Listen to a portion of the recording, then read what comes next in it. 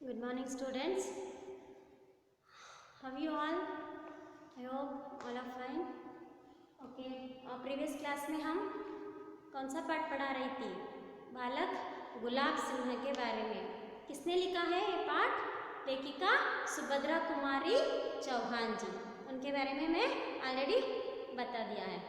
और यहाँ गुलाब सिंह के घर में उनको बीमारी हो गई थी और उनकी जो बहन थी उन्होंने उनकी भाई की सेवा करती है और उसके बाद उन्होंने जुलूस निकलना था.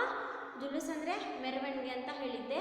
ಸ್ವತಂತ್ರ ಆಂದೋಲನ ನಡೀತಾ ಇದ್ದಂಥ ಒಂದು ಟೈಮು ಬ್ರಿಟಿಷ್ ಶಾಸನ ನಡೀತಾ ಇತ್ತು ಭಾರತದಲ್ಲಿ. ಅಂಥ ಟೈಮಲ್ಲಿ ತುಂಬ ಜನ ತಮ್ಮ ಪ್ರಾಣನ ಬಲಿದಾನ ಮಾಡಿದ್ರು. ಭಗತ್ ಸಿಂಗ್ ಆಗಿರ್ಬೋದು, ರಾಜ್ಗುರು, ಸುಖದೇವ್ ಇವರೆಲ್ಲ ಹೆಸರು ನೀವು ಕೇಳಿರ್ತೀರ. ಅದೇ ರೀತಿ ಗುಲಾಬ್ ಸಿಂಗ್ ಕೂಡ ಒಬ್ಬರು. ಝಾನ್ಸಿ ರಾಣಿ ಲಕ್ಷ್ಮೀಬಾಯಿ ಕೂಡ ಇದ್ದರು. ಆ ಟೈಮಲ್ಲಿ ನಡೆದಿರುವಂಥದ್ದು ಒಂದು ಸ್ಟೋರಿ.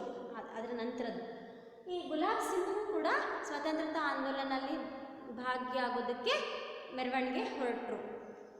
ಆ ಟೈಮಲ್ಲಿ ಬಾದಶಾಹ ಅಂದರೆ ಅಲ್ಲಿನ ಹೆಡ್ ಏನಿರ್ತಾರಲ್ಲ, ಯಾರೂ ಮೆರವಣಿಗೆ ಹೋಗಬಾರ್ದು ಅಂತ ಒಂದು ಆರ್ಡ್ರ್ ಆಗುತ್ತೆ. ಆದರೆ ಅದನ್ನು ಅಣ್ಣ ತಂಗಿ ಇಬ್ಬರು ಡಿಸ್ಕಸ್ ಮಾಡ್ತಾರೆ. ತಂಗಿ ಸಿಸ್ಟರ್ ಬ್ರದರ್ ಇಬ್ಬರು ಡಿಸ್ಕಸ್ ಮಾಡಿದಾಗ ಅವನು ಯಾರು ಬೇಕಾದ್ರೂ ತಡೀಲಿ, ಮೆರವಣಿಗೆ ಅಂತೂ ಗ್ಯಾರಂಟಿ ಹೋಗೇ ಹೋಗುತ್ತೆ ಅಂತ ಹೇಳಿ ಹೊರಡ್ತಾನೆ.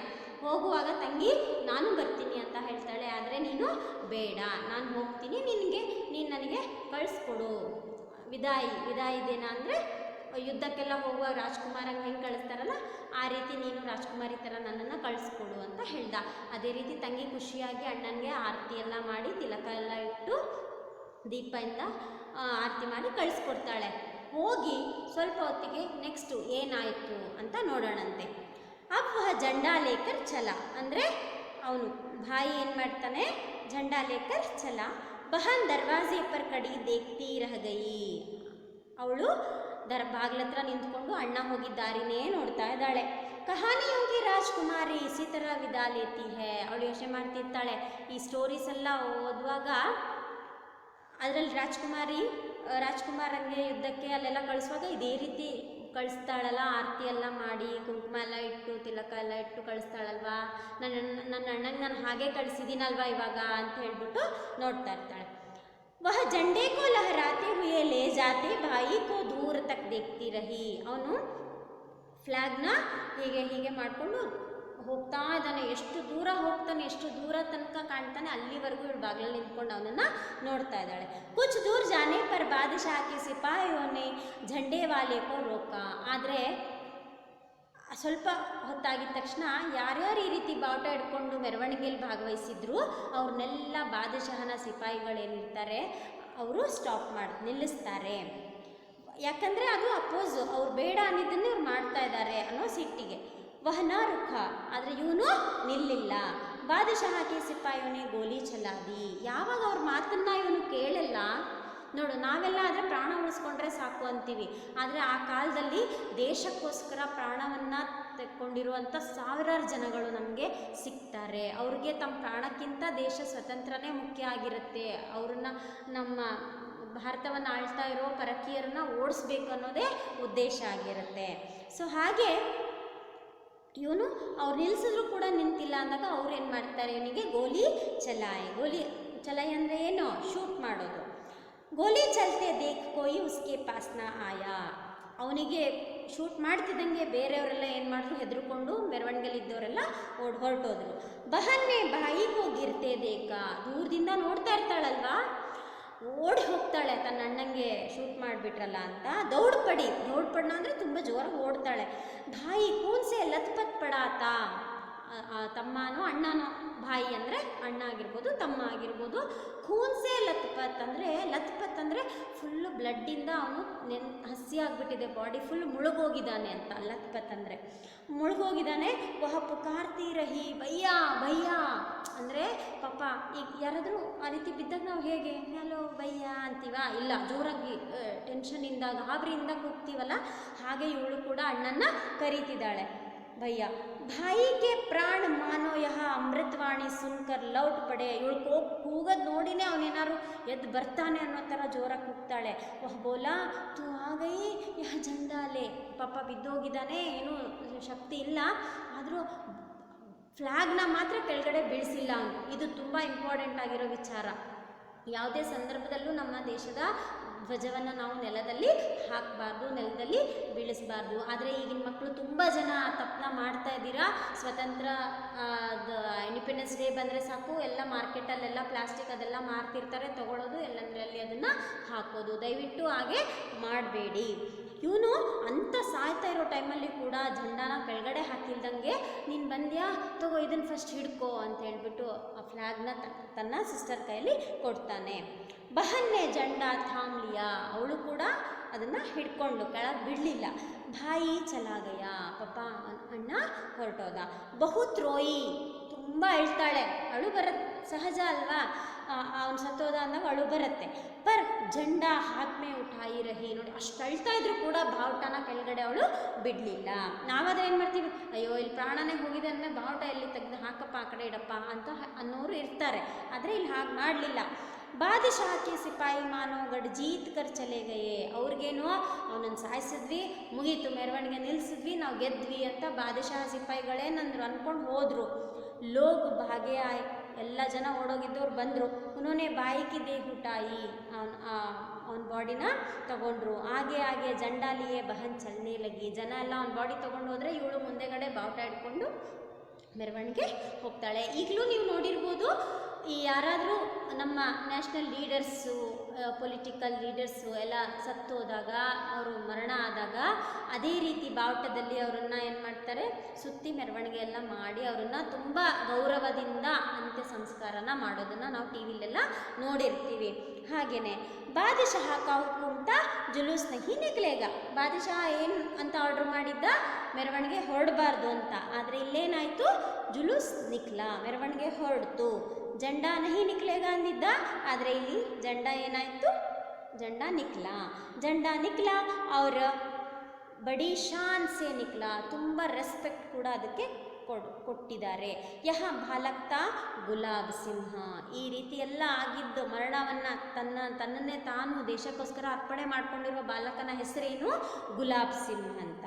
ಜೋ ಅಪ್ನಿ ಸುಗಂಧ ಬಿಕೇರ್ ಕರ್ ಚಲಾಗಯ. ಅವನು ಹೋದರೂ ಕೂಡ ಅವನ ನೆನಪನ್ನು, ಅವನ ಒಂದು ಸೇವೆನ ನಮ್ಮ ದೇಶದಲ್ಲಿ ಇನ್ನೂ ನೆನಪಲ್ಲಿ ಉಳಿಯೋ ಥರ ಮಾಡಿ ಅವನು ಹೋಗಿದ್ದಾನೆ. ಬಿಕೇನ ಅಂದರೆ ಹರಡ್ಬಿಟ್ಟು ಹೋಗಿದ್ದಾನೆ. ಯಾವತ್ತಿಗೂ ನಾವು ಇದನ್ನು ಮರೆಯೋದಕ್ಕೆ ಸಾಧ್ಯನೇ ಇಲ್ಲ. ಈ ರೀತಿ ತುಂಬ ಜನ ತಮ್ಮ ಬಲಿದಾನವನ್ನು ಮಾಡಿರೋರನ್ನ ನಾವು ನೆನಪಲ್ಲಿ ಇಟ್ಕೊಂಡಿದ್ದೀವಿ. ಅದರಲ್ಲಿ ಇವನು ಕೂಡ ಒಬ್ಬ. ಗುಲಾಬ್ ಸಿಂಗ್ ಅನ್ನೋ ಹೆಸರನ್ನ ಸಾಮಾನ್ಯವಾಗಿ ನೀವೆಲ್ಲ ಕೇಳಿಲ್ಲ ಅಂದ್ಕೊಳ್ತೀನಿ. ಅದಕ್ಕೋಸ್ಕರ ಸ್ವಲ್ಪ ಅವ್ರ ಬಗ್ಗೆ ವಿಚಾರಗಳನ್ನ ಕಲೆಕ್ಟ್ ಮಾಡ್ಕೊಳ್ಳಿ, ಓಕೆನಾ. ನೆಕ್ಸ್ಟು ಇಲ್ಲಿ ಸುಭದ್ರ ಕುಮಾರಿ ಚೌಹಾನ್ ಬಗ್ಗೆ ಲೇಖಿಕಾ ಪರಿಚಯ ಇದೆ. ಇದನ್ನು ನಾನು ನೋಟ್ಸಲ್ಲಿ ನಿಮಗೆ ಕೊಡ್ತೀನಿ. ಇದರ ನಂತರ ಇಲ್ಲಿ ಶಬ್ದಾರ್ಥ ಇದೆ ನೋಡಿ. ಚಾಪ್, ಅಸರ್ ಅಂದರೆ ಪ್ರಭಾವ, ಇದೆಲ್ಲನೂ ಓದ್ಕೋಬೇಕು. ಶಬ್ದಾರ್ಥಗಳು ಎಲ್ಲ ಗೊತ್ತಿದ್ರೆ ಮಾತ್ರ ಲೆಸನ್ನು ಸರಿಯಾಗಿ ಅರ್ಥ ಆಗುತ್ತೆ, ಓಕೆ. ಆಮೇಲೆ ಕಿಸ್ ಕಾರಣ ಸೆ ಬಾಲಕ ಖಾನಾ ಬಂದ್ ಕರ್ ದಿಯಾ ಗಯಾ. ಪಾಠನ ಚೆನ್ನಾಗಿ ಓದಬೇಕು. ಯಾವ ಕಾರಣದಿಂದ ಹುಡುಗನಿಗೆ ಮನೇಲಿ ಊಟ ಕೊಡ್ತಾ ಇರಲಿಲ್ಲ ಅಂತ, ಯಾಕಂದರೆ ಅವನಿಗೆ ಹುಷಾರಿರಲಿಲ್ಲ ಅಲ್ವಾ, ಅದೇ ರೀಸನ್ನು. ಅದನ್ನು ಆನ್ಸರು ನಾನು ಬರೆಸ್ತೀನಿ. ಬಹನ್ನೆ ಬಾಯಿಗೂ ಕ್ಯಾ ಕಿಲಾ ದಿಯಾ. ಗುಡೋರ್ಚನ, ಹೌದಾ, ಅವಳೇನು ತಿನ್ನಿಸ್ತಾಳೆ ಅವನಿಗೆ ಅಂತ. ಶಹರ್ ಮೇ ಕ್ಯೂ ಆತಂಕ ಛಾ ಗಯಾ. ಅಂದರೆ ಸಿಟಿಯಲ್ಲಿ, ನಗರದಲ್ಲಿಲ್ಲ, ಯಾಕೆ ಜನ ತುಂಬ ಆತಂಕದಲ್ಲಿದ್ದರು ಅಂತ. ಥಾಲಿ ಮೇ ಕ್ಯಾ ಜಲ್ ರಹಾ ಥಾ. ತಟ್ಟೆಯಲ್ಲಿ ಏನು ಉರಿತಾ ಇತ್ತು, ದಿಯಾ, ದೀಪ ಅಲ್ವಾ. ಅವನಿಗೆ ಆರತಿ ಮಾಡೋಕ್ಕೋಸ್ಕರ ಬಹನ್ನ ತೊಗೊಂಡು ಬಂದಿದ್ದು. ಜಂಡಾ ಕಿಸಿಸೆ ಬನ. ಜಂಡಾ ಯಾರು ಯಾವುದರಿಂದ ಮಾಡಿದ್ರು, ಬಹನ್ನೇ ಅಪನೆ ಪುರಾನೆ ಓಡ್ನಿ ಸೆ ಬನ. ಬಹನ್ನೇ ಕ್ಯಾ ಥಾಮ್ ಲಿಯಾ, ಜಂಡಾ ಥಾಮ್ ಲಿಯಾ. ಭಾಯಿ ಕೋ ಬಹನ್ कैसे ವಿದಾ ಕರ್ತಿ ಹೇ. ಇದಕ್ಕೆ ಆನ್ಸರ್ ನಾನು ಬರೆಸ್ತೀನಿ. ಅವಳು ಅವನಿಗೆ ಆರತಿ ಮಾಡಿ ತಾಲಿ ತೊಗೊಂಬಂದು ಚಾವಲ್ ಬಿಕರ್ಕರ್ वो सभी करती है ना रस्म, वो लिखना है. भाई को गिरते देखकर बहन ने क्या किया. भाई को गिरते देखकर बहन वहाँ दौड़ पड़ी और भैया भैया पुकारती रही और उसके हाथ से झंडे को ताम ली. इसके बाद यहाँ से जोड़िए. जोड़िए मीन्स मैच द फॉलोइंग. बालक सारे घर का दुलारा था, भाई खून से लथपथ पड़ा था, बड़ी दूर जाना है तुम तक जाओगी. Match the following answers. ವಾಕ್ಯೋಮೆ ಪ್ರಯೋಗ ಕೀಜಿಯೆ. ಜುಲೂಸ್ ಅಂದರೆ ಮೆರವಣಿಗೆ, ಇದನ್ನು ಓನ್ ಸೆಂಟೆನ್ಸ್ ಮಾಡಬೇಕು. ಆಭಾ ಮಂಡಲ್. ಆಭಾ ಮಂಡಲ್ ಅಂದರೆ ದೇವರ ಒಂದು ಫೋಟೋ ಹಿಂದೆ ಒಂದು ಪ್ರಭಾವಳಿಗೆ ರೌಂಡ್ ಬೆಳಕು ಬೀರುತ್ತಲ್ಲ, ಅದನ್ನು ನಾವು ಆಭಾ ಮಂಡಲ್ ಅಂತ ಕರಿತೀವಿ. ಆತಂಕ ಅಂದರೆ ಭಯ. ಆಮೇಲೆ ಹುಕ್ಮ್ ಅಂದರೆ ಆದೇಶ. ಇದನ್ನೆಲ್ಲ ಓನ್ ಸೆಂಟೆನ್ಸ್ನ ಮಾಡಬೇಕು ಅಂತ ಹೇಳಿದ್ದಾರೆ. ನೋಟ್ಸ್ ಕೊಡುವಾಗ ಇದನ್ನೆಲ್ಲ ನಾನು ನಿಮಗೆ ಕೊಡ್ತೀನಿ. ಇಲ್ಲಿ ಸಂಜ್ಞಾ ಸರ್ವನಾಮ ಶಬ್ದಕ್ಕೂ ಅಲಗ್ ಅಲಗ್ ಕೀಜಿಯೆ. ನಿಮ್ಗೆ ಆಲ್ರೆಡಿ ಗೊತ್ತಿರ್ಬೋದು, ನಾನು ಸೇತುಬಂಧಲ್ಲಿ ಹೇಳಿದ್ದೆ. ಸಂಜ್ಞಾ ಅಂದರೆ ನೌನ್ ಅಂತ, ಸರ್ವನಾಮ ಅಂದರೆ ಪ್ರನೌನ್ ಅಂತ. ಅದನ್ನು ಇಲ್ಲಿ ಒಟ್ಟಿಗೆ ಕೊಟ್ಟಿದ್ದಾರೆ. ಇದನ್ನು ಸಪ್ರೇಟ್ ಮಾಡಿ ನಾವು ಬರಿಬೇಕು. ಯಾವುದು ಸಂಜ್ಞಾ ಯಾವುದು ಸರ್ವನಾಮ ಅನ್ನೋದನ್ನು ಮೆನ್ಷನ್ ಮಾಡಬೇಕು. ಆಮೇಲೆ ವಿಶೇಷಣ ಶಬ್ದ ಚಾಣ್ಕರ್ ಲಿಖಿಯೆ ಅಂದರೆ ಅಡ್ಜೆಕ್ಟಿವ್ಸ್. ಗೊತ್ತಿದೆ ಅಂದ್ಕೊಳ್ತೀನಿ ಗ್ರಾಮರು, ಇಲ್ಲಾಂದರೆ ಬೇಸಿಕ್ ಗ್ರಾಮರಲ್ಲೇ ಬರುತ್ತೆ. ಇದೆಲ್ಲ ಗೊತ್ತಿದ್ರೆ ನಿಮಗೆ ಇದು ಈಸಿ ಆಗುತ್ತೆ. ವಿಶೇಷಣ ಶಬ್ದ. ವಿಶೇಷಣ ಅಂದರೆ ಏನಪ್ಪ ಅಂದರೆ ಯಾವುದೇ ವ್ಯಕ್ತಿ ಅಥವಾ ವಸ್ತುವಿನ ವಿಶೇಷತೆಯನ್ನು ಹೇಳುವಂಥದ್ದು, ಅದನ್ನು ನಾವು ವಿಶೇಷಣ ಅಂತ ಕರಿತೀವಿ. ಅನುರೂಪತ. ಇದು ನಾನು ಲಾಸ್ಟ್ ಸೇತುಬಂಧಲ್ಲಿ ಹೇಳ್ಕೊಟ್ಟಿದ್ದೆ, ಪ್ರೀವಿಯಸ್ ಜಯ ಜಯ ಭಾರತಲ್ಲಿ ಹೇಳ್ಕೊಟ್ಟಿದ್ದೀನಿ. ತ್ರಿಧಾರ ಅಂದರೆ ಕವಿತಾ. ಬಿಕ್ರೆ ಮೋತಿ ಅಂದರೆ ಏನು ಅಂತ ಬರಿಬೇಕು. ರಾಣಿ ಅದಕ್ಕೆ ರಾಜ. ಬೇಗಮ್ ಅಂದರೆ ಬಾದಶಾ. ಆಮೇಲೆ ಅಂಗೂರ್ ಅಂದರೆ ಫಲು, ಗುಲಾಬ್ ಅಂದರೆ ಫೂಲು. ದಿಯಾ ಅಂದರೆ ದೀಪ, ಪತಾಕ ಅಂದರೆ ಜಂಡ. ಈ ರೀತಿ ಮ್ಯಾಚ್ ಮಾಡ್ಕೊತ ಹೋಗಬೇಕು. ಇಲ್ಲಿ ಫಸ್ಟ್ ಒನ್ ಏನು ಮ್ಯಾಚ್ ಮಾಡಿರ್ತಾರೆ, ಸೆಕೆಂಡ್ ಒನ್ಗೆ ಅದೇ ಥರ ನಾವು ವರ್ಡ್ನ ಬರಿಬೇಕಾಗುತ್ತೆ. ಅನ್ಯಲಿಂಗ ಶಬ್ದ ಲಿಖಿಯೇ. ಅನ್ಯಲಿಂಗ ಅಂದರೆ ಇಲ್ಲಿ ಮೇಲಿದ್ರೆ ಫೀಮೇಲ್ ಬರಿಬೇಕು, ಫೀಮೇಲ್ ಇದ್ದರೆ ಮೇಲ್ ಚೇಂಜ್ ಮಾಡಬೇಕು. ಆಯಿತಾ. ಬಾದಶಃ ಅಂದರೆ ಮೇಲ್, ಸೊ ಫೀಮೇಲು ಬೇಗಮ್ ಆಯಿತು. ರಾಜ ಅದಕ್ಕೆ ರಾಣಿ ಆಯಿತು. ಪಿತಾ ಮಾತಾ. ಲೇಖಕ್ ಲೇಖಿಕಾ. ದೇವಿ ದೇವ. ಬಹನ್ ಭಾಯಿ. ಈ ರೀತಿ ಲಿಂಗವನ್ನು ಅಂದರೆ ಜೆಂಡರ್ನ ಚೇಂಜ್ ಮಾಡೋದು. ನೆಕ್ಸ್ಟ್ ಅನ್ಯವಚನ ರೂಪ ಲಿಖಿಯೆ ಅಂದರೆ ಸಿಂಗ್ಯುಲರ್ ಪ್ಲೂರಲ್. ಏಕವಚನ ಇದ್ದರೆ ಬಹುವಚನ ಮಾಡಬೇಕು, ಬಹುವಚನ ಇದ್ದರೆ ಏಕವಚನ ಮಾಡಬೇಕು. ಜಂಡ ಅಂದರೆ ಒಂದೇ ಸಿಂಗಲ್ ಏಕವಚನ, ಸೊ ನಾವೇನು ಮಾಡಬೇಕು ಇಲ್ಲಿ ಜಂಡೆ. ಆಮೇಲೆ ದರ್ವಾಜಾ ಒಂದೇ ಸಿಂಗಲ್ ಡೋರ್, ಸೊ ದರ್ವಾಜೆ. ಆಮೇಲೆ ಓಡ್ನಿ ಓಡ್ನಿಯಾ. ಕಹಾನಿ ಕಹಾನಿಯಾ. ಢಂಡ ಢಂಡೆ. ಥಾಲಿ ಥಾಲಿಯಾ. ಕೆಲವೊಂದಕ್ಕೆ ಯಾ ಅನ್ನೋದು ಸೇರಿಸಿ ಮಾಡಬೇಕಾಗುತ್ತೆ, ಕೆಲವೊಂದು ಎ ಪ್ರೊನೌನ್ಸಿಯೇಷನ್ ಸೇರಿಸಿ ಮಾಡಬೇಕಾಗಿರೋ ವರ್ಡ್ಸು ಇರುತ್ತೆ. ಈ ರೀತಿ ವಚನ ಚೇಂಜ್ ಮಾಡೋದಕ್ಕೆ ಕೆಲವೊಂದು ನಿಯಮಗಳನ್ನ ಇಟ್ಕೊಂಡಿರ್ತೀವಿ. ಆಮೇಲೆ ಇಲ್ಲಿ ಸಮಾನಾರ್ಥಕ ಶಬ್ದ ಲಿಖಿಯೆ. ಇಲ್ಲಿ ಸಮೀಪ ಅಂತ ಒಂದು ವರ್ಡ್ ಇದೆ. ಇದಕ್ಕೆ ಪರ್ಯಾಯವಾಚಿ ಶಬ್ದ ಅಂದರೆ ಸಮಾನ ಅರ್ಥ ಬರುವಂಥ ಶಬ್ದಗಳನ್ನ ಈ ಬಾಕ್ಸಲ್ಲಿ ನೀವು ಬರಿಬೇಕಾಗತ್ತೆ ಈ ಸರ್ಕಲಲ್ಲಿ. ಸಮೀಪ ಅಂದರೆ ಹತ್ತಿರ. ಹತ್ತಿರ ಅನ್ನೋದಕ್ಕೆ ಇನ್ನೊಂದು ಏನು ಹೇಳ್ತೀವಿ, ಪಾಸ್ ಅಂತ ಹೇಳ್ತೀವಿ. ಇನ್ನೂ ಒಂದು ವರ್ಡ್ ಏನು ಹೇಳ್ತೀವಿ, ನಜ್ದೀಕ್ ಅಂತ ಹೇಳ್ತೀವಿ. ಆಮೇಲೆ ನೆಕ್ಸ್ಟ್ ಖೂನ್. ಖೂನ್ ಅನ್ನೋದಕ್ಕೆ ನಾವು ರಕ್ತ ಅಂತ ಹೇಳ್ತೀವಿ, ಲಹು ಅಂತ ಕೂಡ ಕರಿತೀವಿ. ಆಮೇಲೆ ಝಂಡ. ಝಂಡ ಅಂದರೆ ಒಂದು ಪತಾಕ ಅಂತ ಹೇಳ್ತೀವಿ, ಮತ್ತೊಂದು ಧ್ವಜ ಅಂತ ಹೇಳ್ತೀವಿ. ಆಮೇಲೆ ಸಂತೋಷ. ಸಂತೋಷ ಅಂದರೆ ಒಂದು ಖುಷಿ ಅಂತೀವಿ, ಅಥವಾ ಇನ್ನೊಂದು ಹರ್ಷ ಉಲ್ಲಾಸ ಅಂತ ಕೂಡ ಹೇಳ್ಬೋದು. ಈ ರೀತಿ ಹೊಸ ಹೊಸ ಪದ ಮಾಡೋದನ್ನು ಕಲಿಬೇಕು. ಆಮೇಲೆ ಇಲ್ಲಿ ಉಚಿತ ಶಬ್ದಸೆ ಖಾಲಿ ಸ್ಥಾನ ಭರಿಯೇ ಅಂದರೆ ಇಲ್ಲಿ ಎರಡೆರಡು ವರ್ಡ್ನ ಕೊಟ್ಟಿದ್ದಾರೆ. ಇದರಲ್ಲಿ ಯಾವುದು ಸರಿ ಅಂತ ಮ್ಯಾಚ್ ಮಾಡಿ ಬರಿಬೇಕು. ಬಡ ಭಾರಿ ಜುಲೂಸ್ ಡ್ಯಾಶ್ ತಾ. ಏನು ನಿಖಲ್ನಾಥ. ವಹ ಸಾರೆ ಗರ್ಕಾ ದುಲಾರ. ಯಾಕೆ ಥಾ ಅಂತ ಬರಿಬೇಕು ಅಂದರೆ ಅದು ಪುಲ್ಲಿಂಗ. ಪುಲ್ಲಿಂಗ ಇದ್ದರೆ ಥಾ, ಸ್ತ್ರೀಲಿಂಗ ಇದ್ದರೆ ಥೀ ಆಗುತ್ತೆ. झंडे की तैयारी होने. झंडे की तैयारी होने लगी. ಯಾಕೆಂದರೆ ಇಲ್ಲಿ ಕೀ ಇದೆ, ಇದು ಸ್ತ್ರೀಲಿಂಗ ವರ್ಡು, ಸೊ ಹಾಗಾಗಿ ಲಗಿ. ಲೋಗ್ ಭಾಗೆ ಆಯೆ. ಲೋಗ್ ಅನ್ನೋದು ಬಹುವಚನ, ಒಬ್ಬರೇ ಅಲ್ಲ, ಸಿಂಗಲ್ ಇಲ್ಲ. ಸೊ ಹಾಗಾಗಿ ಇಲ್ಲಿ ಆಯಾ ಅಂತ ಮಾಡಿದ್ರೆ ತಪ್ಪಾಗುತ್ತೆ, ಆಯೆ ಅಂತ ಮಾಡಬೇಕು. ಬಹುವಚನ ಆಯೆ. ಓಕೆನಾ. ಖಾಲಿ ಜಾಗ ಬರಿಯೇ. ಮಿಲ್ನಾ ಮಿಲಾನಾ ಮಿಲ್ವಾನ. ಪ್ರೇರಣಾರ್ಥಕ ಶಬ್ದ ಲಾಸ್ಟ್ ಕ್ಲಾಸಲ್ಲಿ ನಾನು ಮಾಡಿದ್ದೀನಿ. ದೇಖ್ನಾ ದಿಖಾನಾ ದಿಕ್ವಾನ. ಖಾನಾ ಖಿಲಾನಾ ಖಿಲ್ವಾನಾ. बैठना बिठाना बिठवाना. घूमना घुमाना घुमवाना. ओके. नए शब्द बनाकर लिखिए. ಇಲ್ಲಿ ಜ್ಞಾನ್ ಅಂತ ಒಂದು ವರ್ಡ್ ಕೊಟ್ಟಿದ್ದಾರೆ.